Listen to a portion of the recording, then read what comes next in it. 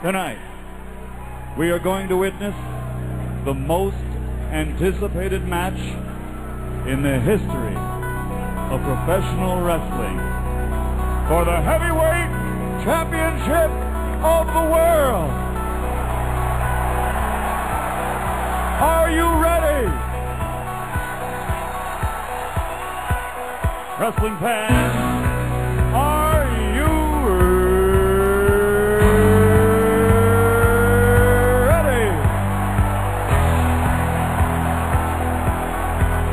For the thousands in attendance and the millions watching around the world, ladies and gentlemen, let's get ready to rumble!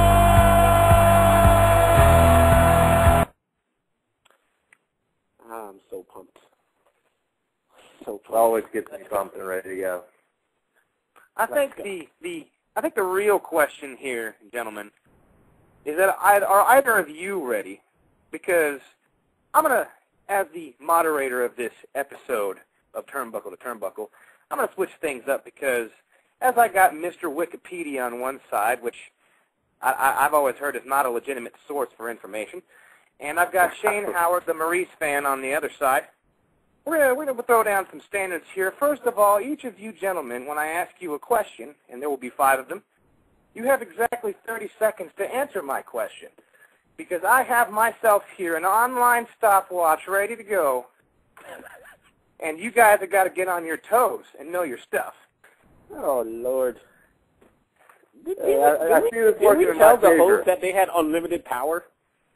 Yeah. These special raw GMs all of a sudden? That's right. So, yes, I do have unlimited power. I am more powerful than Shaquille O'Neal and Seth Green. But anyways, let's get this started, shall we? Are you guys ready for the first question? This first question is going to be a bit of a warm-up here, just to get you guys, into the groove here a little bit. All right. It has been popularly speculated that D-Generation X is indeed returning sometime soon to start a feud with The Legacy. Now, many people have been upset about this, and they're not very happy about it, and that it's just another way of extending the Triple H-Orton feud, and that, Shawn Michaels should probably be doing something, progressive and something actually different from, D-Generation X, which he's been doing now, off and on now, for over a decade. Yesterday, on an episode of SportsCenter, ESPN also mocked the WWE for stealing the Shaq Scrabble bit from one of their commercials. Now, with all of this in mind, the seeming lack of creativity in mind, is this an indication, the fact that they cannot come up with something better for Shawn Michaels to do other than DX and the whole commercial bit, and the fact that there's a revolving musical chair of weekly host on Raw, is this an indication that the Raw creative team has no idea of what to do with their roster and has no idea of what to do with any of their talent, their actual wrestling talent on their show? I will start with you first, Daris. Yeah, I would agree that they're lacking. That's why they claim to be PG, but yet do PG-13 acts. Just like Ron the Truth Killings said in an interview back in 2003 when he was still with TNA. The WWE and TNA, they both steal things back and forth. It's just the way the business works. They're going to recycle gimmicks and everything else. So, there's nothing new and fresh in wrestling, period. Just new players. And he got it in time. That's impressive. Well done. Shane Howard, your turn. First of all, why is he bringing up Killings when Killings is on SmackDown and the question's on Raw? Anyway, I agree that it is the writers not having any idea what to do with talent because we've constantly seen the same guys in the main event. Now we're going to see DX return to go against Priceless. People are going to be upset. Nobody in the Raw locker room is happy because they thought that the Raw was going to be pushing the younger talents, yet we're still seeing the same thing over and over and over. Randy Orton versus John Cena at SummerSlam is going to be the 25th time in the 5 months since Orton first won the title that Orton Triple H and Cena will somehow, some way be fighting each other for a title. 25th time. And time. But yes, I will now take your answer as from there back, and I will give the point to you, Shane Howard, because Ron Killings is indeed not on Raw, and because I happen to think you had a better answer there. That's one.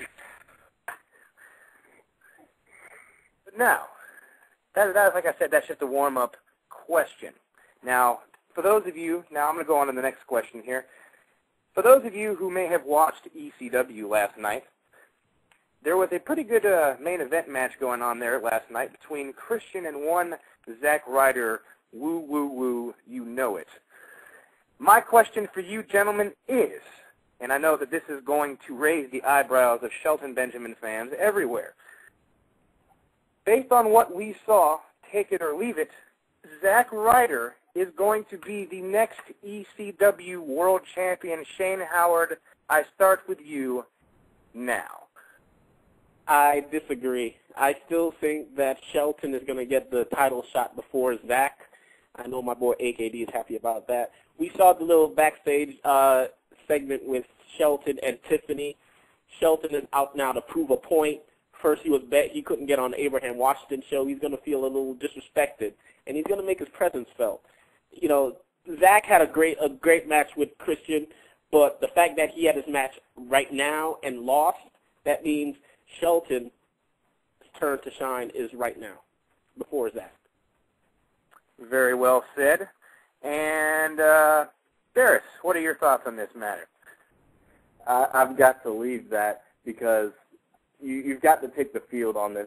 Zack Ryder, yeah, he's just coming up, and he's already in the main event, like Shane said. But it's also not going to be Shelton Benjamin. Let's face it, the guy doesn't have a drop of personality, so it's not going to be him either. I'm going to look for WWE to get confused, not know what to do, scramble. They want to move Christian.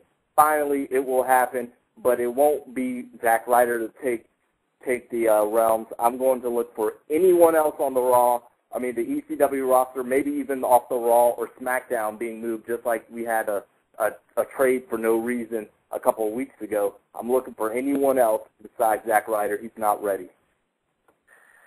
I'm going to give the point to Daris on that one, simply because I felt that his answer was more complete, and because I also happen to agree that I don't think it's going to be Shelton Benjamin either. So I'm going to give the point to Daris, as now we are now tied at 1 point apiece, and it's only going to get harder from here, gentlemen. Now, next question. Next question we're going on here. Under the current 1 week, there's currently a format here for wrestling. It's a one-show-a-week format, one pay-per-view a month. And, you know, the business has changed over the years from what we've seen it be in the 80s, where, you know, we had 3 pay-per-views a year, an occasional television show. You know, you get the general idea. Now, with this in mind, I would like to ask you gentlemen the following question.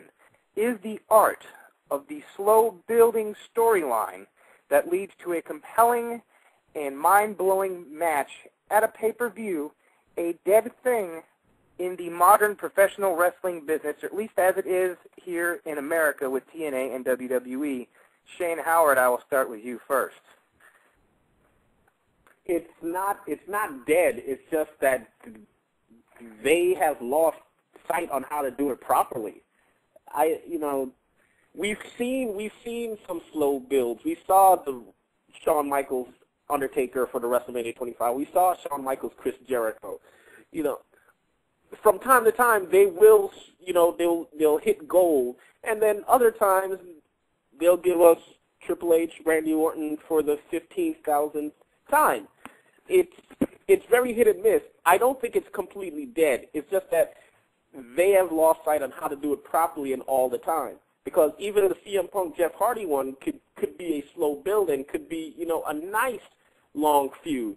But switching titles constantly, that doesn't help. Very well said. Daris Brown, your opinion on this subject? I don't think they lost sight of it at all. They know their target market. Every year it's growing.